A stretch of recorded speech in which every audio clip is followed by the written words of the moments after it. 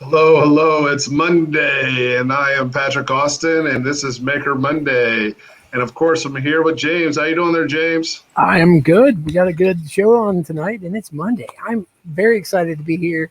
Always happy to talk to everybody. Yeah, and tonight we have somebody who's local. He's actually here in the Makerspace all the time. John, you want to introduce yourself and kind of tell us what you do? Hi, everyone. Well, my name's John Warnes. Looks like I spelled it wrong on the little name tag, but I run a company called Antidote Modeling. We do a lot of 3D printing, 3D modeling, and especially 3D modeling for 3D printing. All the 3D modeling and printing. Yeah. Yeah. I mean, and that's probably a big reason that you joined the space here for these printers right to my side, right? Oh, yeah, definitely. That was a huge drive to it. Cool. So you're local to Lafayette, Indiana, at least for now. You're going to school at Purdue, right? Yeah, I am. Cool. So what got you into 3D modeling? So it actually started back in around 8th grade. There was a school competition, and that first got me introduced to 3D modeling on Tinkercad. And pretty much from then on, I started messing around with Fusion 360 and Inventor just because I was able to take my ideas and make physical things out of them. And I found that extremely cool. Wow, you started in 7th grade? Yeah. Kind of a jump start. I mean, Tony Stark probably started before that. I'm just saying. Well, yeah, probably. But that's not the only person I know that's. And you're the only real person I know that started that young. But yeah, man, I've actually, let me say this too. I've also seen firsthand what your models can do, and they're really good. We've used some of them here in the space and also with my company too. So like, just because you are still in college doesn't mean that you're not full blown rocking out your company. So what, I guess, getting into that, what made you start a company doing this while in school? Is this like, are you paying for school this way, or how's it work? Well, I'm not paying for school this way, but it definitely helps. And I started the company because I had been doing a lot of freelance gigs for at least 4 or 5 years, pretty much since I learned modeling. And I had never made a company out of it. It had just been like a little sole proprietorship. And then I came together with a friend of mine from high school who also models, and we decided to start the company to pretty much do all of our freelance modeling and any projects together through it, which I think was a great decision in the long run. Yeah. So how long have you been formed a company? So officially only about a year, but otherwise, we've been going by Antidote Modeling and modeling under that name for about 2 years now.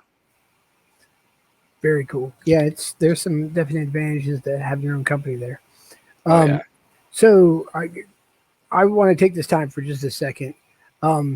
Anybody in the audience or anybody watching, feel free. This is a talk show interview, if you will. Feel free to ask questions both to John, myself, or Kofi, or about the Makerspace in general. But tonight we are talking about John and 3D modeling. So we have plenty of questions for him. But if anybody has any questions, put them in the chat. We'll pop them up on the screen. It's just a reminder that you can ask questions. But with that, yeah, I have a couple just questions to start. Yeah. So what is like the thing that you're most proud of that you've modeled? What's the coolest thing that you think you've ever modeled? Your opinion. It would probably have to be one of these guys. I actually have it on hand. It's Appa from Avatar: The Last Airbender. I made that model about a year ago, and the reason it's my favorite is because we've sold the most of them, like somewhere in the thousands, like 2, 3, 4,000 of them have been shipped to, I think, every continent besides Antarctica. So I'm definitely really proud of how that turned out. And yeah, I'm pretty excited to see the future of that model in particular. So that's a planter, right? That you just have? Yeah. Okay. Can you show us like how it works with the planter, how that works? Oh, yeah. So this is actually the older model. So it has a smaller hole, but the newer ones have a pretty big hole. And yeah, I sell them on Etsy, got a drainage hole and everything. Yeah, it's just regular old planter. Yeah, I mean, who doesn't love air bison, right? Yeah, exactly. I legitimately just turned on Avatar: Last Airbender for my daughter like today when we were home for dinner. I'm like, you need to watch this show, and it had nothing to do with this. But yeah, so what is the thing you've worked on that you dislike the most? What's one of those projects you really did not like to work on, or that you don't like, something in general? You're like, hey, I don't like to do, I don't know, this kind of Yeah, thing. sanding or something, right? Yeah. Honestly, there haven't been that many that I didn't like doing. I guess the project that I disliked the most was making a lot of these building models to pitch to companies before COVID hit. And then once COVID hit, I had sunk all of that time into making all these little detailed buildings for pretty much nothing. So I'd say that was probably my least favorite project in the long run. But other than that, I honestly really enjoy a lot of the projects I work on. Yeah, that's awesome. Kofi, go ahead. Is there something specific that you'd say, if I could just make just this, what would it be? I'd say guns. Honestly, they're just really fun to 3D model. Not real ones. Not real ones, people. Yes. Yeah. Like prop ones. And for people who don't know, I also run a weapons and props company, all fake. And John and I have been working together on that one too. So it's good to hear, because it seems like you've been enjoying yourself making some of the stuff. I mean, you made lots of different stuff for us. You made some swords and some other stuff too. So that's cool. Yeah. And with that, like, what is the thing then, I guess, that you're learning right now? Like, what's a skill that you are not, I guess, completely proficient at, but you're learning right now toward doing it? So I'd have to say sculpting. That's a whole discipline of modeling where it's just pretty much like working with clay. And that's how you get any organic looking shapes. And for, I'd say, about the past 6 to 8 months, I've been trying to teach myself how to sculpt on a few different programs. And it's definitely a pretty long process, but I've been getting better and better at it. So that's definitely what I've been working on. Yeah, I see a lot of people say that they can model, a lot of things, but then the organic, that's always like the line, right? There's people who can, there's people who can't. And you're using what program are you using and practicing for that? Is it Blender or something else? Yeah, Blender. I started on Mesh Mixer though, which is a great introduction software to sculpting, but Blender is the industry standard that I definitely have to learn. Yeah, so going into softwares, if you're a beginner, what software would you recommend someone use? So if you're a beginner and have never touched any 3D modeling softwares before, I've never touched it. What would you recommend? So I'd say Tinkercad. It's an online free platform run by Autodesk. It's amazing for learning, especially all the basic mechanics of 3D modeling. That's where I got my start, and pretty much from there, after messing around with it for a while, you can move up to Fusion 360, and both are extremely easy to pick up and start to understand. Not to mention their YouTube video, billions of hours of YouTube videos probably telling you how to use all of them. Yeah, so now seems like a good time to plug the fact that on Wednesday, let's go with Wednesday the 23rd, so a week from this coming Wednesday, John's going to be hosting an online workshop for MatchBOX Makerspace, and it's going to be going over the basics of how to 3D model. And in that, he's probably going to be talking about both Fusion and Tinkercad. I'll be on there too. I'll be hosting it. It's free to the public, and it's online. And if you have questions or you want to sign up for it, go ahead and you can just follow us on Facebook, and it's already on our Eventbrite. So if you look up MatchBOX Studio or MatchBOX Makerspace, John Warren's 3D modeling, you'll find it. It's on Eventbrite. Yeah, I'm really looking forward to teaching that. Yeah, nothing. Yeah. Shameless plugging. Sorry, I typically try not to do that, but it's too good. Yeah, right there. And then So something we typically ask on here and it's no different for you, even though you're doing most of your work on your computer. But what is your favorite tool? And it could be, I guess, program, but also just tool for the things that you do that you're making. And what's the one that you're not going to leave home without? It has to be my 3D printer. I guess it's hard to not leave my house without a 3D printer, but I use my printers pretty much all day, every day. Like there's always something going on, and whether it's just some random idea that I had to make my life easier or one of my products, they're always in use pretty much. And I moved up to Lafayette part-time. I even brought one of my printers up there. So pretty much everywhere I go for any period other than like a few days or a vacation, a printer's coming with me. So you're truly not leaving home, or I guess even when you have a different home, you bring your printers. Yeah. Yeah. So what kind of printer do you have, or what kind of printers do you recommend? I guess that's two questions. I have a Prusa MK3 S Plus, so it's pretty much their newest model. I actually have one right here that I can show you. Yep, that guy. And I've had that one for actually 5 years, and it's still running just like new. It's a great printer. I feel like you could probably hit it with a bat and it'd be fine. But yeah, it's a great printer. And I've had a few other ones over the years, but by far it's been my favorite. And I believe you're the one that mentioned this too, and I didn't know this, but Prusa's, they like, as they upgrade their hardware, I guess, they come out with upgrade kits, right? Mm-hmm. Can you tell us more about that? Yeah, so like I was talking about, I've had that Prusa for 5 years, but it's as good as the one that I just bought a couple of months ago, because they sell these kits online that pretty much all you have to do is print out some new parts and your printer will be as good as brand new. So that's one of my favorite things about the company, and pretty much the main reason I buy from them. Yeah, we have a lot of Enders and Creality stuff here in the space, but I think I am going to have to pick up a Prusa when we get a budget for it, just because I hear so much good about it. I have not used one. I know that like literally across the board that comes as like one of the top recommended one. And you just saw that Bud jumped on here and was saying that they're great too. I mean, that's cool that they actually, you can just print out your own parts, that's the perfect example of why to use their product, right? Yeah, exactly. Just get to print half of a new 3D printer whenever you want.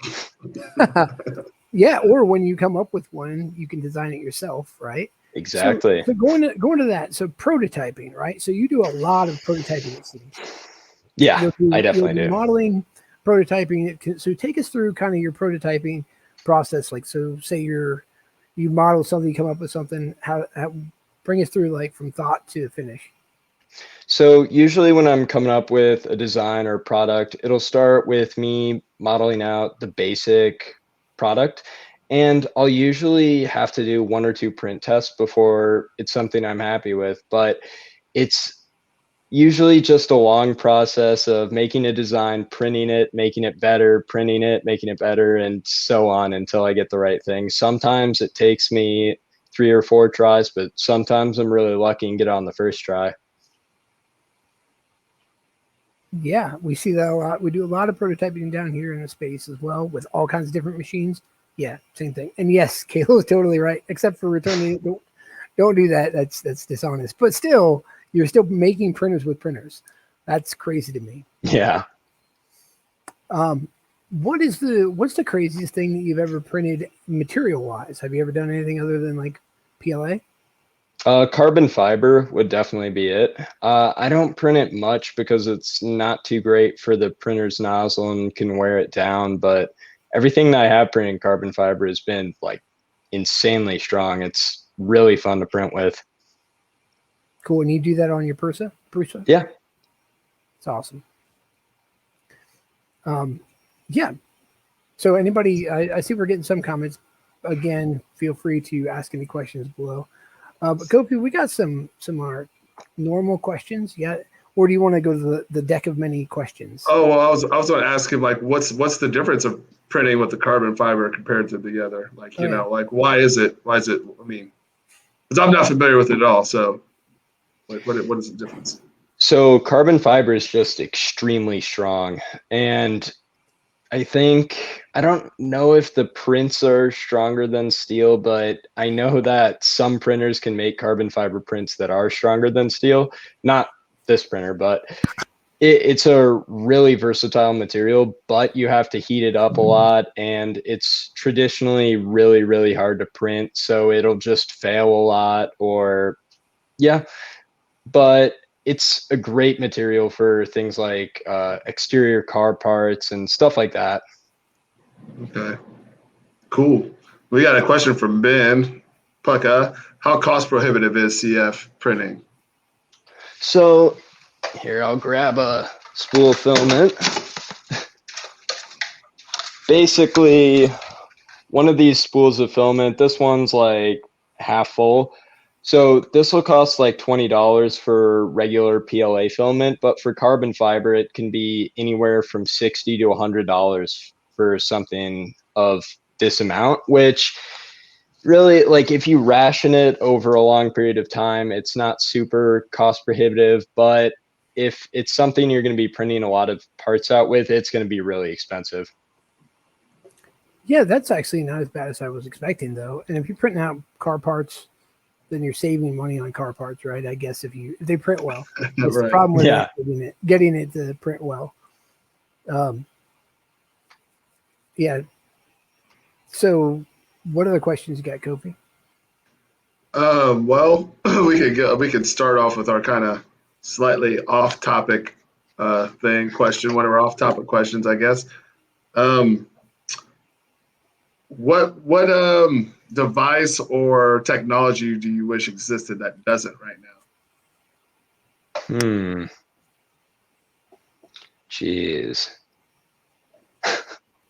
I'd have to say, I guess it does exist, but it's not like in the home yet. Metal 3D printing that can be done in home.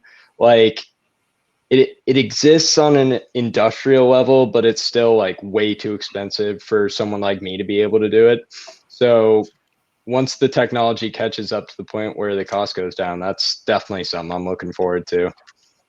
Oh yeah, yeah, and I mean, we talked to a couple of the people who do 3D printing on here even, and it's just like my question usually is, how long do you think before we have like the 3D printer that looks like that works like a microwave, right? That people are just sharing files and pressing buttons and it's going, and maybe we 3D print food. How from your estimate, I mean, you follow the 3D printing world pretty well. You think it's gonna be like 5-10 years, less than that?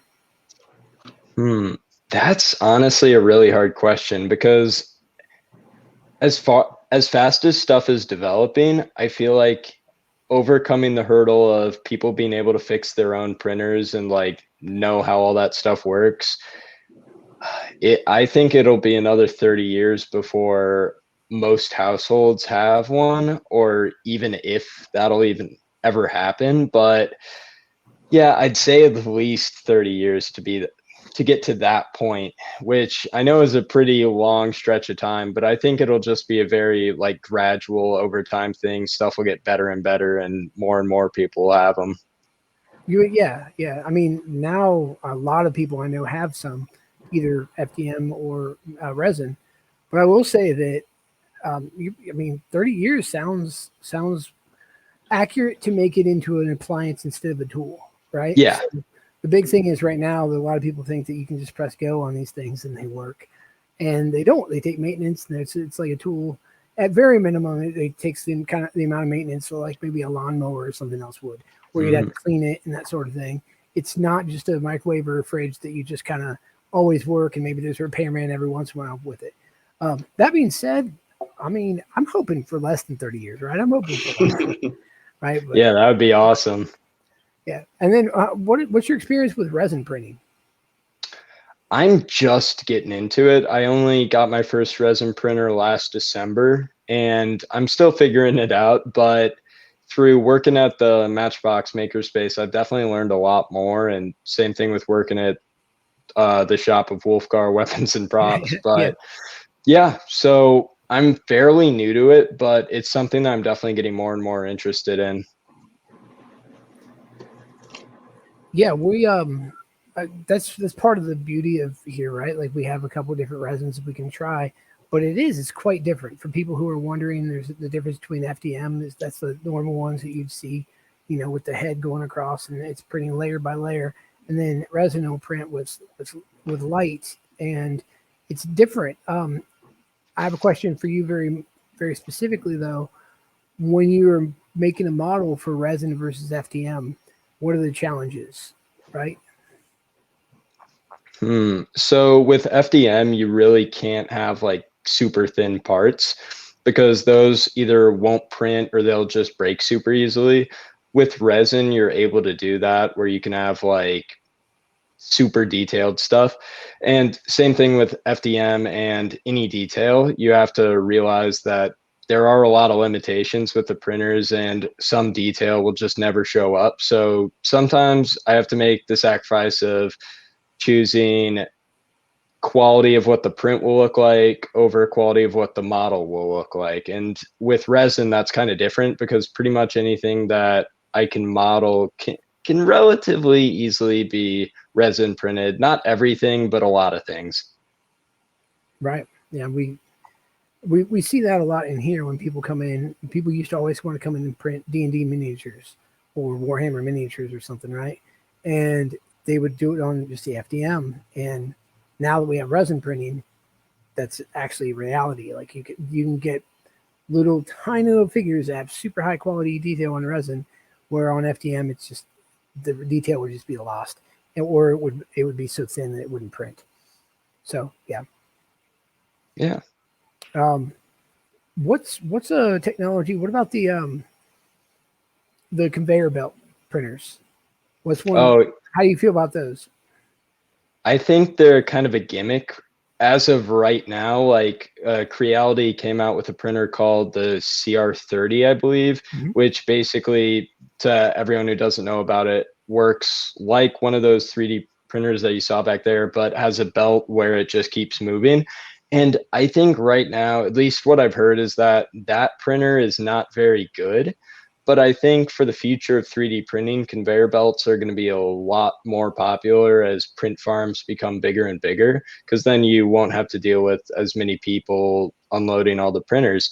So I think it's definitely going to be part of the future of 3D printing. But I think as of right now, and at least for, I'd say the next 3 to 5 years, it's just going to be a gimmick. Yeah, I mean, from what I've seen too, a couple of people I have contact with that are testing them are saying that kind of same thing. Like, I think it's a good idea. I don't even think it's a gimmick. It's just like a super low phase. They're prototyping them really.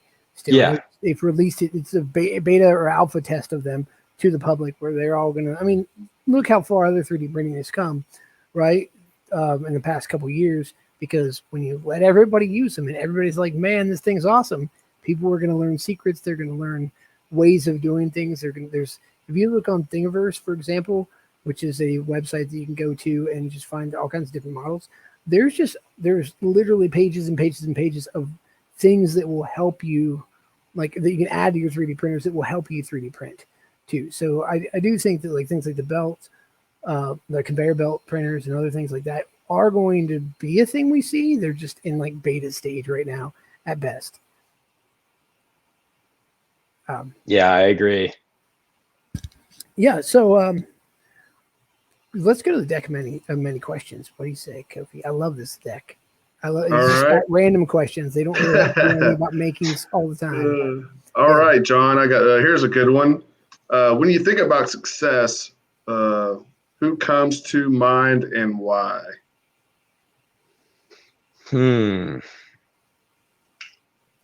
Oh man, I can't think of his name, but it's the founder of Ring Doorbell. I always forget his name, but I've heard about him a bunch of times.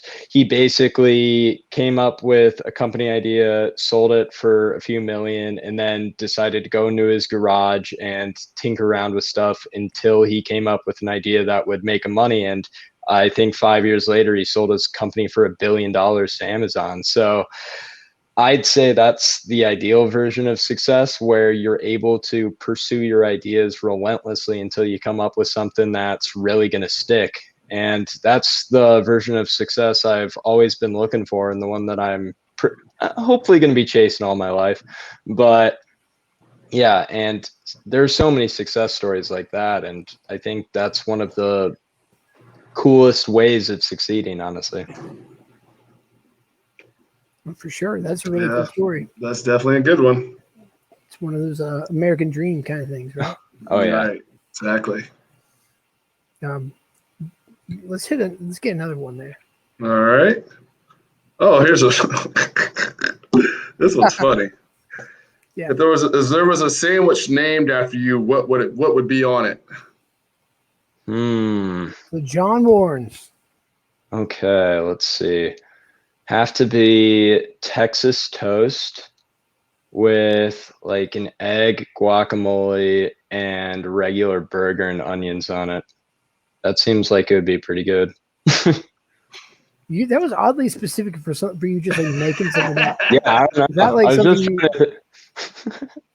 I was just trying to think of the perfect sandwich. No, I haven't made that sandwich before, but I've made a few that have been pretty close. I mean, I feel like I'd have that sandwich. I would Yeah, try that sounds pretty good. Yeah. That's a new question. We've not had that one on here before. I've not had that question I before. like it. For people who are watching, he had no idea that was happening. Right? That was off the fly, and you were on that.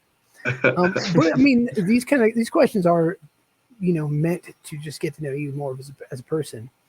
So hey, now we know what kind of we know you like my taste in sandwiches. Yeah. How about you, Kofi? I got to stop for a second. Kofi, what's your favorite? What's the sandwich that would be the Patrick Austin Kofi sandwich? Sorry, he's a food guy, so I got to ask him. Oh, man, that's a hard one, even for me. I would say perfect sandwich would probably be something like an actual real Pat's Philly steak and cheese. You guys haven't really had a Pat's steak and cheese from Philadelphia? I have haven't. not had one. No. Yeah, they're pretty much almost the best sandwich on earth anyway, so I don't think there's much more Philly steak and cheese. I mean, there's probably some variations I could play with it, but that pretty much is the best sandwich I think I've ever eaten. So can't wait to go to Philadelphia and get one again. Yeah, and for somebody like you that travels around and loves food places, that's saying a lot. I need to go there. That's all there is to it. I mean, I like steak and cheese, but I've never had that. Yeah, you have to have Pat's. Yeah. Yeah, that sounds good. So now we have to figure out a way of designing that and 3D printing. Yeah, 3D printing that. So let's talk about that for a second. 3D printing food. I mentioned it earlier. Yes, actually. It's coming that way. It looks like a lot of places are trying to use like cartridges or whatever to put things in place. It's been in sci-fi shows forever, right? Since Star Trek. We all want it. Everybody wants to be able to 3D print food. At least I do. But what are your thoughts on 3D printing food and designing for 3D printing food as a modeler? Are you going to be able? How's that work? I honestly hadn't thought about designing for food before, but I mean, hey, that's a cool idea. But 3D printing food is pretty cool. I've seen pizzas and all that sort of stuff, and I think it would be awesome to have 3D printing vending machines that make food. But yeah, it's definitely a really cool technology. I'm excited to see the future of it, and I can't wait till I can have one. Right? Then you can design things. You can design the John Warren sandwich, and you can have avocado and toasted bread. We'll probably have avocado flavor. Yeah. That would be the hardest thing, right? Is even as a modeler is trying to model each layer to look a certain way. Yeah. Would that be strange? Yeah, because you don't want it to look bad, right? Then people won't eat it. Yeah. It'd have to look like, it's almost like you're playing with Play-Doh-ish, maybe. Yeah. It would be also kind of weird to have food that's like very manufactured looking, like a burger that is like perfect. That would just be kind of weird to me. Yeah, finally we go to McDonald's and it actually looks like the menu. Right? Yeah. It's been 3D printed. It actually looks like the menu. What they need a McDonald's 3D printer that 3D prints ice cream. So then the machine is broken. So the machine right? I mean, that's basically what it is already. right? Right. Yeah. Speaking of 3D printing and weird technologies, 3D printed houses. How do you feel about those? And do you want to design a house? Yeah, I've been seeing those a lot more recently, especially like in the past year. I've seen tons of news stories on it. I think they're awesome, honestly. Right now, it's super expensive, but as we've seen with regular 3D printing, it's just going to get cheaper and cheaper. And there's a 3D printing like sculpture place down in Chattanooga I've been following, and that would be the sort of thing I'd love to work at, because making large scale 3D printed sculptures out of like concrete, they just look super cool because all the intricate details that you can have in them compared to something that's made with like steel. Yes, you can design some gargoyles or some other. Yeah, that's awesome. Yeah. Yeah, I will say that I want a 3D printed house. If they were available now, I would just buy a plot of land and 3D print a house. Like, yeah, let's go. Let's go. But not yet.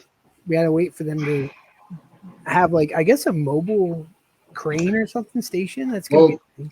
I saw a report that there's a company that's doing them for charity kind of reasons right now. So they're building small ones, and it seemed reasonable for them, at least at this point. But I'm sure if you're trying to do anything at scale for real costs, it probably be pretty expensive. I mean, because concrete's really not that expensive, but I think it's more so the use of the technology that they're charging for. I think it's getting the machine to you that's going to be expensive, but they're going to cut that cost down too. And then, of course, like John, if he models his own house instead of like the one that they've already tested and done, then that's going to be more expensive too. But that's, I mean, there's a whole architecture, 3D printing, the modeling person, I don't know, 3D modeling architect, I guess, job that could come up. Yeah, that'd be awesome. Xenomorph gargoyles. Yeah, that would be awesome. Let's go. Right. I want that on my house, right? Some xenomorphs. And, yeah. If people don't know that's the alien from Aliens, that'd be fantastic. Okay. Yeah. So we've covered. I did want to talk about all the different ways of 3D printing. Of all the things that you know how to do in 3D printing, for modeling, what's some of the ones that you, I guess, didn't think that you'd be able to do and now can, right? Like where'd you start versus where are you now? So I'd say for that, I would have to be messing around with meshes, and it's going to be hard to explain to people who don't know about 3D printing and that, but basically all models are made up of a ton of tiny triangles, and there's a whole like discipline of modeling or separate area in modeling where you basically mess around with those triangles and either like make it higher detail, higher resolution, or lower resolution. And it can get really tricky because stuff can be like backwards and then your model will be corrupt basically. And it took me a while to really understand it and wrap my head around it, but it's been something I've been working at for a while and I've gotten really good at it. So when you're doing that, like when you're getting into the triangles, is that using like Fusion or is it Blender or all of them? Where's that line? You know, I've used Tinkercad and I guess a little bit of Fusion, and I've never had to mess with that yet, right? So at what point do you hit those? So Fusion added the capabilities to be able to like mess around with them a few years ago, but the Fusion 360 mesh workspace, they're called meshes, and their workspace for it is pretty bad. So I've really mainly used Blender and another program called Mesh Mixer, which is pretty much made specifically for that. And yeah, just Mesh Mixer and Blender, basically. No other softwares that I use really mess with the meshes at all. Right. And with Blender, tell us a little bit more about Blender. So to my understanding, you can do pretty damn near everything with it, like including make cityscapes and everything else, right? Oh, yeah. Like, so what are some of the capabilities and what are some of the things you're learning in Blender? So Blender is actually used for a lot of animation. There's been a lot of character models and CGI models that have actually been developed on Blender and used in a lot of major films. And Blender is also used for modeling like I use it for. And I really stick to the modeling side. Animation's way over my head. And yeah, that's mainly what I use it for.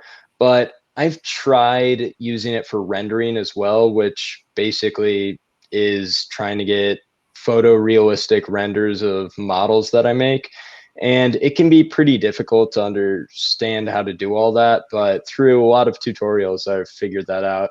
But overall, Blender is just modeling, sculpting, rendering, and animating mainly. Oh, that's it? No, that's all.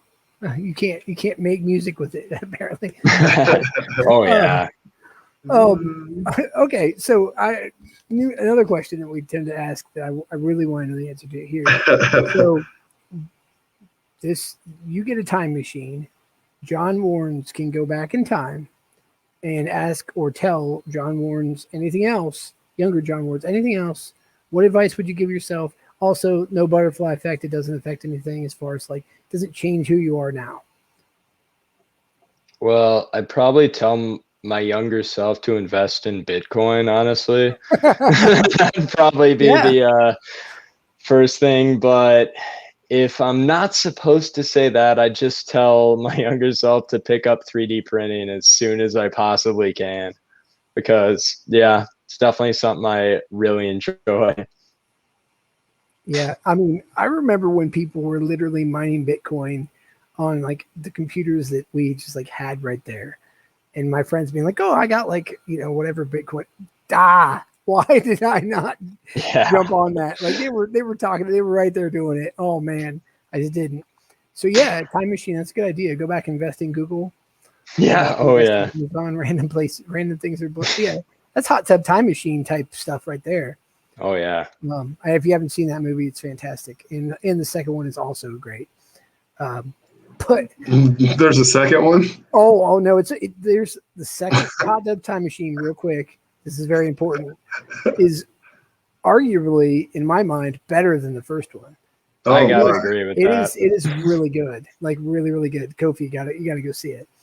It's pretty good. Yeah, I'm just saying that's you're welcome. Yeah, you can text me later when you're watching that and laughing. So yeah, going back to this. So with Blender, so you're learning it right now. What are your goals as far as like you said that you wanted to learn how to do I forget what you called it, like organic shapes, but what's after that? Honestly, I don't see anything like coming after that. I just see like getting better and better until I know how to use every little tool, because there are probably like 500 shortcuts on the keyboard that I would have to memorize to know everything. I have a huge list of them. So learning those is definitely on there. But the goals I've been setting for myself has been an hour a day of taking an online class in Blender. So I've just been getting better and better. But yeah, I'm trying to get to the level of the people who use it professionally, or even more professionally than me, that is. Mm-hmm. Yeah, and for people who were wondering, he knows what he's doing already with it, because holy crap, you are fast. I will say this: I've asked you to like make some models or render up some stuff for us, and it's like crazy fast. Like, so you're talking about your shortcuts and carrying and learning an hour a day, and you can tell because really John and your partner too, both people at Antidote Modeling, they're very, very fast modelers, and there's somebody who I recommend. Actually, I actually do recommend them for anybody who wants something modeled. So look them up, and there you go. Yeah, and check us out on Instagram at Antidote Modeling, just like it sounds. So yeah, if you ever need any models made, hit us up. We can pretty much make almost anything within a week or a couple of days. Yeah, which is really, I think, a big strength, right? Obviously, the busier you get and the more things you're into, that's going to slow down. But a big strength is how fast you can physically model, like you were talking about with keys and shortcuts and things like that. So what are some of the things you've done to try to get faster? I can't say that I've done anything specifically to try to speed up my modeling. It's just that I've done it so much for so many hours that it kind of naturally happened. To get better at it, like for other people, I'd recommend just learning all the shortcuts. But other than that, it just kind of comes with how long you've been doing it for. So we've had people on here before say that, like with drawing, there was an artist that was drawing, and he said that just after so many hours of doing it, at some point it just kind of clicked, and he it was like the Matrix, right? He could like just see it. Or is that something you see yourself doing with models? Oh yeah, like I'll be able to look at some piece of furniture and be like, oh yeah, I'd be able to make that by doing this and this and this and this. And even with the models, I'll be able to like plan out in my head how I'm going to do it before I do it. Because like if you get one step wrong, it can mess up the whole shape of the model. And if you don't save at every single step, then you can even like really mess up your model. So yeah, but I would say I did kind of have that point where it just clicked for me a few years ago, and ever since then it's been a lot easier. Yeah, that's cool to know, right? I feel like it's happening with me on a couple of things in life, but I'm not really like hyper focused on one thing that happens. And I've heard that from not just the artists that we talked to before and you, but a few people. I'm not sure exactly how many hours or whatever of practice, but it does eventually just get to the point where like I'm an expert in this now. Oh yeah. All right, so I'm just asking so many questions, Kofi. I don't want to. If you got anything, just jump in. I mean, I can keep asking questions too, and of course, people throw questions in the chat. And I know Bud's in the chat too, and he's done a lot of 3D modeling. So if you have any questions, Bud, 3D modeler to 3D modeler, go for it. Way to go. Yeah, so it is very cool to be able to see things in that respect. So you haven't really focused a whole lot on being able to print faster not print faster, but model faster, because it's something you've been able to do. So when you're learning, for people who are new or just for like right now people who are into it already, what is it that you are trying to learn, like specifically with Blender, maybe even towards some of your goals you were talking about? I'd say it's important to know exactly what every single tool does, because that's where I feel like I went wrong with learning all this stuff. I just kind of threw myself in. I didn't watch any tutorials when I started, and I just kind of figured it out as I went. And that was a bad decision because without knowing what everything did, I tried doing like a roundabout way of doing something where it would take me like an hour to figure out when I could have just used one tool and done it immediately. So a huge part is just going through and watching the different videos that explain every function of pretty much every tool. And once you get that down, everything is so much easier. I am so guilty of doing that exact same thing with Illustrator and so many other programs, right? I feel like that's kind of a human nature thing. You hit it very, like, you're like, oh, cool, I learned like the 1 or 2 days worth of work, and now I'm going to make stuff, and I'm just going to stick to the same things. And yeah, every once in a while there'll be some tools. So that's very good advice on learning everyone. So when you take like your hour a day of learning Blender, which I've seen you do right here in the space, is that kind of what you're doing? You're like, I'm going to learn this tool today. Is that how that works? Yeah, that's exactly how it works. And I just take detailed notes on what they say and how exactly they use the tool and figuring it all out. Because especially with Blender and how like they have probably over 100 different tools you can use in the different disciplines of modeling, it's really hard to learn them all. But I've been doing my work at it. Yeah. I mean, an hour a day will do that. Oh yeah. Yeah, nice.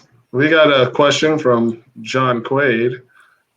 Is there something out there that you are too intimidated at this point to try and model? That's a good question. Any face.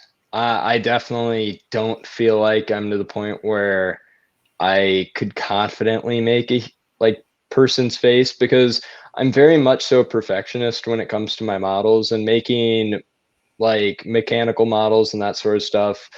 is a lot easier for me to get something I'm very happy with. But when it comes to organic shapes and especially like facial features, it's so much harder to do that because unlike drawing, I guess, having 3 dimensions to it makes it very difficult to get stuff that's extremely proportional or very accurate unless you have a lot of source material to go off of. So I don't think I could model my face and have it look enough like me for me to be happy with it yet, but I'm definitely getting there. I feel like it's the same thing that like sculptors back in the day were doing when they were, people who were chiseling sculptures, and you see, it's like that doesn't really look like that person. That I think, like, I don't know if I've seen too many statues and pictures, but yeah, I imagine that would be really hard to do. Which brings me to another question, though. 3D scanning technology, right? So you can 3D scan in somebody's face, for example. Then you have their face. Now, do you know how to take that and then like model that on? Like, say you wanted to take my face, scan it, and put it on to like, I don't know, some other person's body, or like, I don't know. I do a lot of cosplay, so like, take my face and put it onto a character model of something like that. Is that something you'd be able to do right now or not? Oh yeah, definitely. That comes down to the meshes that I was talking about earlier, like all those little triangles, because that's what the 3D scanner is basically doing, is plotting tons of tiny points to build that mesh itself. And so all I'd really have to do is just take that and slam it together with something else. And that's a lot easier than it seems, I guess. It was really hard for me to like get acquainted with being able to join meshes together, but over time I've definitely gotten a lot better at that. And I'd say 5-6 months ago I wouldn't have been able to, but now I definitely can. Very cool. So Yeah. I thought of another question while I was asking that one. I know a lot of people have mentioned to me when they're 3D modeling, it's sometimes harder to take a model that already exists and to like modify it. But I've noticed that you're able to do that, at least with some of the stuff I've asked you to do. Do you have any, I guess, tips or pointers on taking an already existing model? What's your start there as far as like breaking it down? I'd say my number one word of advice is to clear out a lot of your schedule if you're going to try doing that, because it's not easy at all. I guess explaining the way that it's harder than working with models you made is that there's no history to it. Like if I make something, say on Fusion 360, I have a whole timeline and I can go back and edit when I did this, when I did that. But if you're working with someone else's model, it's just you have this large thing that you have to work with. And if you mess something up, it can screw up the whole model. And it's just extremely it requires a lot of time basically. And I'd say get acquainted with Mesh Mixer if you're going to try doing that, because it's a really good tool for it. But otherwise, if you can ever avoid using someone else's model, definitely avoid it. Yeah, I've noticed that too with some of the stuff that I've messed with. I've used Tinkercad actually pretty well to just like put holes where I need them in other models that people have sent me. But yeah, it's hard to do. And I've heard that from all kinds of different people. So I'm kind of relieved, I guess, to hear that from you. Not that I'm happy that it's going to take a long time, but yeah, makes sense. Yeah. Benji would like his face on the Venus de Milo. So now you have a new commission. Oh yeah. Benji, you're going to have to scan your face in and then send it over to John. He can make that happen. There you go. You can get a big 3D printer and one of those the statue 3D printers, and all your dreams will come true. Exactly. Great living room accessory. Or on the top of your house, right? It's just Oh yeah. Yeah, makes sense. Kofi, what else you got? Anything? Actually, no, Quaid's got a question. It's, what do you want to be when you grow up? We've been asking ourselves that quite a bit in the shop. I keep joking that I'm not growing up yet. I don't know what I want to be. So I mean, we understand, like, we all have our profession. This isn't, a dig on how young you are, which you are really young, which is cool that you're doing this thing. But yeah, where do you want to see yourself go? either serial entrepreneurship, that's something I'm extremely interested in, or just working with 3D printers in any discipline. Like, I love 3D printing, and it's definitely the thing I want to stick with. And with the serial entrepreneurship, I'm hoping to just be able to make business after business, and be able to integrate 3D printing into that to the point where I'm able to work with both things that I want to be. Yeah, I mean, from what I know about you right now, you're doing both those things. So hey, that's awesome.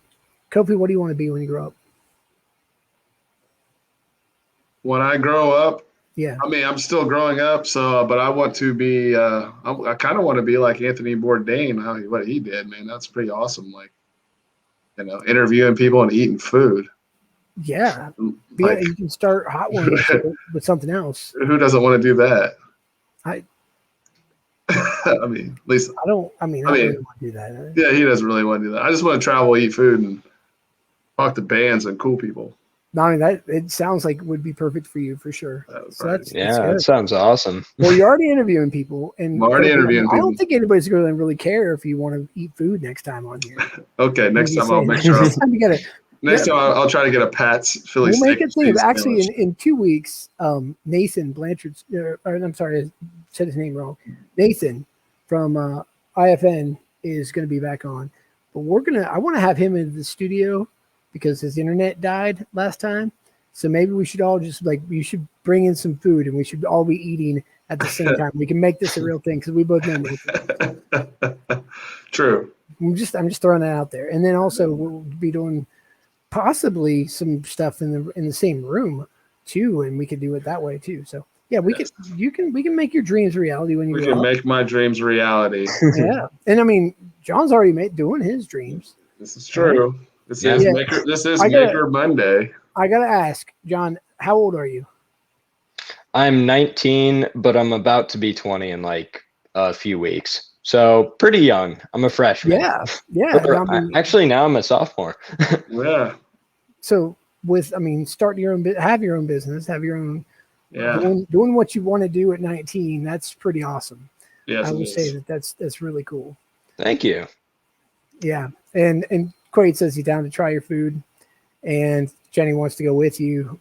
So yeah, who doesn't really want to travel and be one of Kofi's groupies, right? Or maybe not groupies. I'll be a roadie or groupie or whatever you want to call it. Let's go.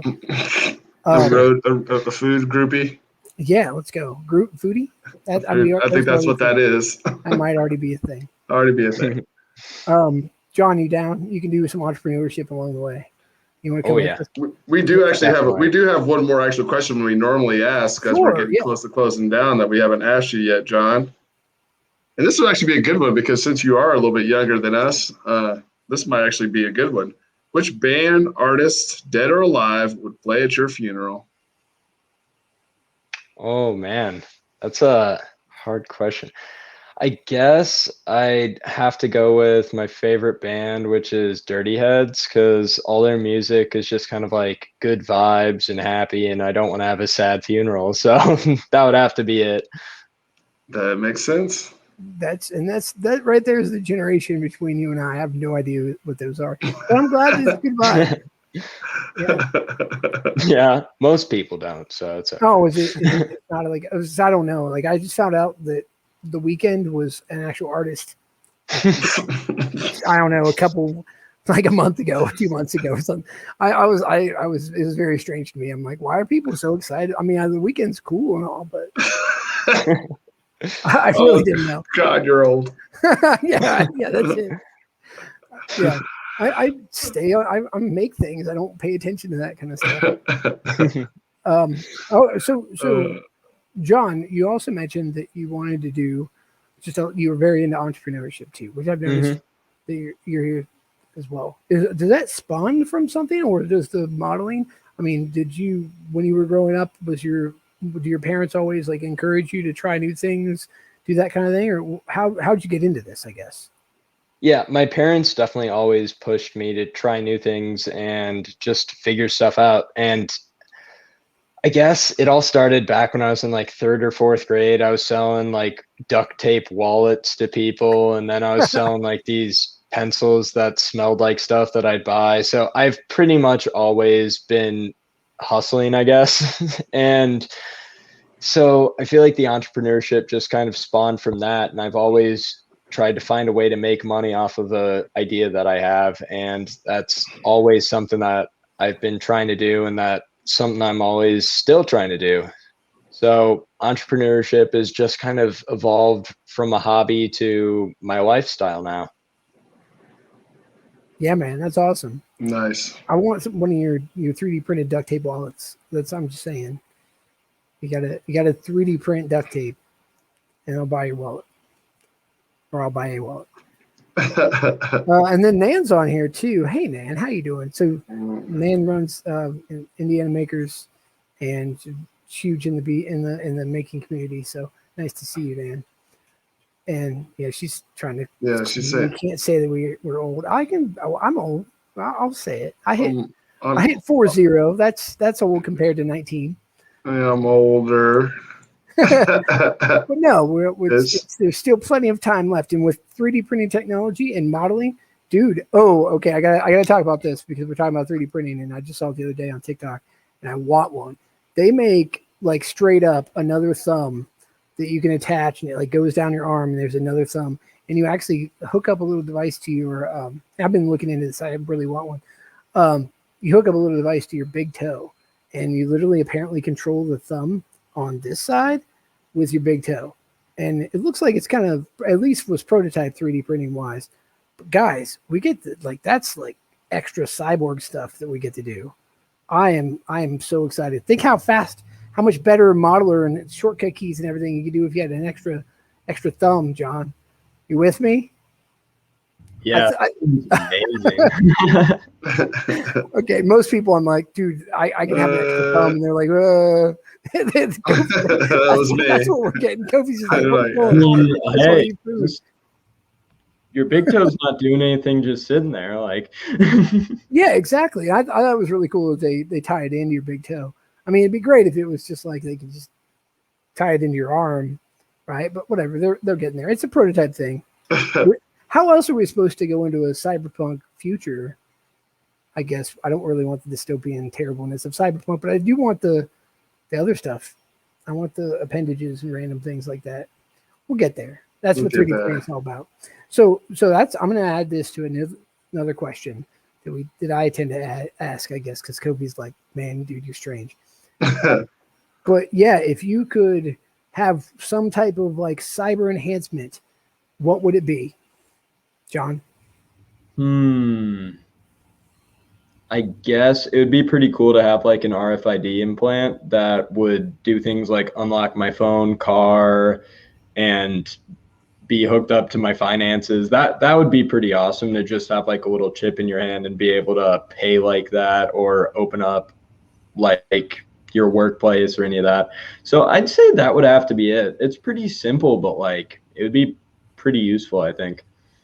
Yeah, there's a lot of people who both want that and are horrified of that at the same time. I hear a lot of people being like, "You don't want to get chipped, right?" Yeah. Oh, I'm indifferent, but yeah, that's cool. That's what you want to do, right?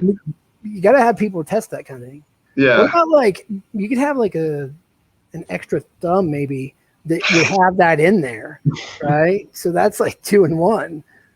Okay, sorry, I'm really trying to sell this thing. I promise I don't work for it. But yeah, what about you, Kobe? What kind of cybernetic? You better eyesight or something? What do you got? I'm going to hold off until everyone else tests it on putting cyber implants in myself. Okay. I mean, that's a little much. Yeah, it's like teleportation, right? Like you don't want to be the first couple people through a teleport. I mean, unless I got my hand cut off like Luke Skywalker, then that would be cool. Get a new hand. Yeah, and the advances through 3D printing and other stuff on I'm missing the word for it right now, but like replacement limbs are crazy now, right? External joint skeleton Vision enhancement. Yeah, like there's so many things we can do, guys. We're all makers. This seems like a thing that we should do. It's all wearables that make Google Glasses and everything else obsolete because we're just going to do a cyberpunk on there. Yeah. Sounds awesome. Yeah. Sorry, John. I'm just. Oh no. Yeah. Well, and see, you're 19, so I feel like you got 20 years on me, which means that you probably got a chance of actually having this stuff hit reality, right? I'm hoping that technology happens pretty quick and they can upload my brain and I can be a robot sometime at some point. But yeah, you got a real chance of that. Yeah, I guess we'll see. Yeah.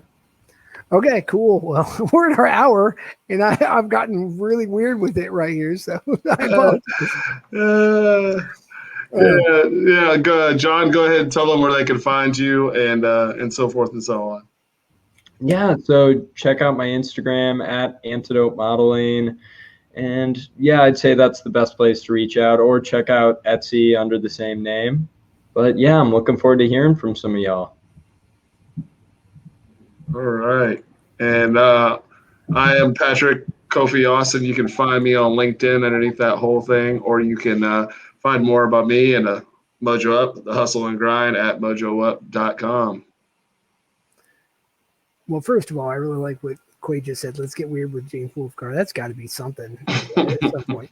But yeah, so I'm James, and I run the MatchBOX Makerspace down here in downtown Lafayette, Indiana, and we do Maker Monday every other Monday, and we interview all kinds of different people. So if you know somebody who wants to be on the show, or if you have a recommendation, or if you want to be on the show, hit me up. You can just message. It's MatchBOX Makerspace. Actually, it's makerspace at matchboxstudio.org as an email, or you can just hit me up on Facebook or the MatchBOX Makerspace Facebook page that you're watching this on. We are uploading all of these up onto our YouTube page, which right now our YouTube page is very disorganized, but we're working on that. If you want to come see the space in person, we're open. We're open 24/7. I'd love to have you down. I'd love to show you around. And with that, though, I will see you in 2 weeks. We're going to be talking to Nathan, and he's about movies. So I'll see you then.